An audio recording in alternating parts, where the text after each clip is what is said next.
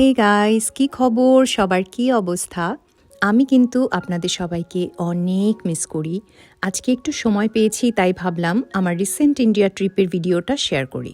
এবারের ইন্ডিয়া ট্রিপটা আমার জন্য অনেক স্পেশাল ছিল। আমি আসলে কোনো ভ্লগ সেভাবে করিনি, কিছু কিছু শর্ট ভিডিও করে রেখেছিলাম, সেগুলোই আজকে একটা ভ্লগ আকারে শেয়ার করছি। আমি ইন্ডিয়াতে গিয়েছিলাম একটা অ্যাডভান্স লেভেল মেডিটেশন কোর্স করতে আমার গুরুর আশ্রমে, সদ্গুরুর আশ্রমে, যেটা কোয়েম্বাটোরে, তামিলনাড়ুতে। আমি বেনারসেও গিয়েছিলাম। বেনারসের ভিডিওটা আমি আগামী দিন শেয়ার করব। আমি এখানে যে কোর্সটা করতে এসেছি তার নাম শূন্যা মেডিটেশন, মানে শূন্য মেডিটেশন আর কি। এর আগে আমি সদ্গুরুর কাছ থেকে ইনার ইঞ্জিনিয়ারিং কোর্সটা করেছি। আপনারা যারা মেডিটেশন শিখতে চান, সবার আগে ইনার ইঞ্জিনিয়ারিং প্রোগ্রামটা করতে পারেন। কোর্সের লিঙ্ক আমার ডেসক্রিপশনে দেওয়া থাকবে। এটা অনলাইন কিংবা ইন পার্সন, আপনারা দুইভাবেই করতে পারেন। আমি অনলাইনেই করেছিলাম। ইনার ইঞ্জিনিয়ারিং প্রোগ্রামটা আমার জীবনটাই বদলে দিয়েছে। তাই আমি আরও অ্যাডভান্স লেভেলের মেডিটেশন করতে চাই। সেই উদ্দেশ্যেই আমি শূন্যা মেডিটেশন করতে এসেছি ইন্ডিয়াতে। এই মেডিটেশন কোর্সটা করার জন্য টোটাল 4 দিন আমরা এই মেডিটেশন হলে ছিলাম। এখানে থাকা অবস্থায় আমার সাথে কোনো সেলফোন ছিল না। 4 দিনের খুবই ইন্টেন্স একটা প্রোগ্রাম ছিল এটা। অনেক ইন্টেন্সিভ হাঁটা যোগা ছিল এই প্রোগ্রামে। আমি আশ্রমে আসার পর আজকে আমার ফোনটা হাতে পেলাম, আর আজকেই আমার লাস্ট দিন এই আশ্রমে। তাই ভাবলাম একটু ভিডিও করে রাখি। আজকে আমি আশ্রমটা একটু ঘুরে দেখব। সদ্গুরুর আশ্রমটা এত বড় আর এত সুন্দর, কি বলবো।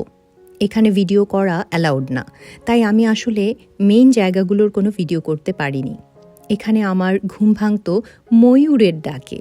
এখানে এত এত ময়ূর যে স্বাভাবিক কাজকর্ম করার সময়, যেমন হয়তো খাবার খাচ্ছি কিংবা হাত ধুচ্ছি, হয়তো বাসন মাজছি, সেই অবস্থায় দেখি যে ময়ূর পাশে বসে আছে, এইরকম আর কি। তো চারিদিকে পাহাড় আর মাঝখানে এই আশ্রম। এখানে কেউ জোরে কথা বলে না। খাবার রান্না করার আগে প্রে করা হয়, খাবার খাওয়ার আগে প্রে করা হয়, নিজের থালা বাসন নিজেকেই মাজতে হয়। সব কিছু এখানে এত সিস্টেম আর ভালোবাসায় চলে। খুব শান্তিপূর্ণ একটা পরিবেশ আর কি। সকাল 4টার মধ্যে সবাই ঘুম থেকে উঠে যোগা আর মেডিটেশন করে। এত হাই এনার্জেটিক একটা জায়গা, যেখানে মন আর শরীরে ডিভাইন এনার্জি ফিল করা যায়। পুরো আশ্রমটা ভলেন্টিয়ার্সরা চালায়। এমন সাত্বিক ফুড আমি মনে হয় জীবনে কখনো খাইনি। আর যেহেতু আমি নিজেও এখন ভেজিটেরিয়ান হয়ে গিয়েছি, তাই এখানে এসে এত মজাদার সব ভেজিটেরিয়ান ফুড খেতে আমার খুবই মজা লাগছিল। যদিও আমি আশ্রমের খাবারের কোনো ভিডিও করিনি। আজকে আমি যাচ্ছি শিবার কাছে, আদি যোগীকে দেখতে। এখানে মেইন আশ্রম থেকে আদি যোগীর কাছে যাওয়ার জন্য গরুর গাড়ি আছে। জীবনে প্রথম আমি গরুর গাড়িতে উঠলাম। এত এক্সাইটেড লাগছিল, মনে হচ্ছিল আমার জীবনের এই মুহূর্তটা যদি শেষ না হতো। অনেক দীর্ঘ অপেক্ষার পর জীবনের একটা বড় ইচ্ছা যখন পূরণ হয়, তার যে কি আনন্দ, সেটা আসলে বলে বোঝানোর মতো না। 2017 সালে যখন প্রথম আদি যোগীর ছবিটা আমি ফেসবুকে দেখেছিলাম, তখন থেকেই আমার মনে হয়েছিল কোনো একদিন যাব এখানে, সামনে থেকে দেখব। সেই স্বপ্নটা আজকে সত্যি পূরণ হতে যাচ্ছে। গরুর গাড়িটা যতই শিবার কাছে যাচ্ছিল, আমার ভিতরটা ততটাই শূন্য হয়ে যাচ্ছিল।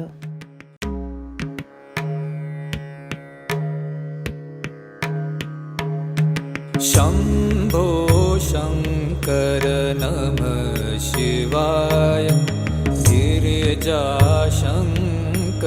नमः शिवाय। शम्भो शङ्कर नमः शिवाय, गिरिजाशङ्कर नमः शिवाय। आदिदेव तुम नमः शिवाय, हे जगदाता नमः शिवाय, हे जगदाता नमः शिवाय, हे जगदाता नमः शिवाय। शम्भो शङ्कर। কোনো মানুষ কিভাবে শিবাকে এভাবে রিপ্রেজেন্ট করতে পারে? সদ্গুরুর দিব্য দৃষ্টিতে শিবার এই রূপ আমার মনের খুব কাছের। এতটা নিখুঁত একটা দিব্য মূর্তি। Shiva is pure consciousness, pure energy. He is formless. তারপরেও আমাদের লিমিটেড হিউম্যান মাইন্ডে তাকে যদি পোর্ট্রে করতে হয় তখন শিবা ঠিক এমন। Actually I don't have proper words to describe Shiva. For me he is only love. আসলে আমাদের শরীর আর মনে কত যে কার্মিক মেমোরিজ লুকিয়ে থাকে যা আমরা নর্মাল অবস্থায় জানি না। এই পাস্ট কার্মিক মেমোরিজ বা কার্মিক টেন্ডেন্সিসগুলোর জন্য আমরা বিভিন্ন রকম হতাশা, অ্যাংজাইটি, ডিপ্রেশনে ভুগি। জীবনে কি করব আর কি করব না সেগুলো বুঝতে পারি না। আমাদের কম্পালসিভ টেন্ডেন্সিস আর কন্ডিশনড বিহেভিয়ারাল প্যাটার্ন আমাদের হোল লাইফটাকে কন্ট্রোল করে। আপনি দেখবেন আপনি জীবনে সেম ভুলগুলো বারবার করছেন। একটা কথা আছে না, ন্যাড়া বেলতলায় একবার যায়, কিন্তু আমরা বেশিরভাগ মানুষই বারবার বেলতলায় যাই, শুধুমাত্র আমাদের ভিতরে কোনো মেন্টাল ক্ল্যারিটি নেই আর আমরা অলওয়েজ আমাদের অতীতের কন্ডিশনাল বিহেভিয়ারাল প্যাটার্ন অবচেতনভাবে ফলো করি। সেই জন্য আমরা অবচেতনভাবেই আমাদের পুরনো বিহেভিয়ারাল প্যাটার্ন দিয়ে জীবনের যে কোনো সিচুয়েশনে রিয়্যাক্ট করি। তাই আমরা প্রত্যেকে একটা সিমিলার লাইফ প্যাটার্নের মধ্যে দিয়ে ঘুরতে থাকি। তাই জীবনে ইয়োগা আর মেডিটেশন শেখাটা খুবই জরুরি। ইয়োগা বলতে বর্তমান যুগে যা বোঝায় যে এক্সারসাইজ করা।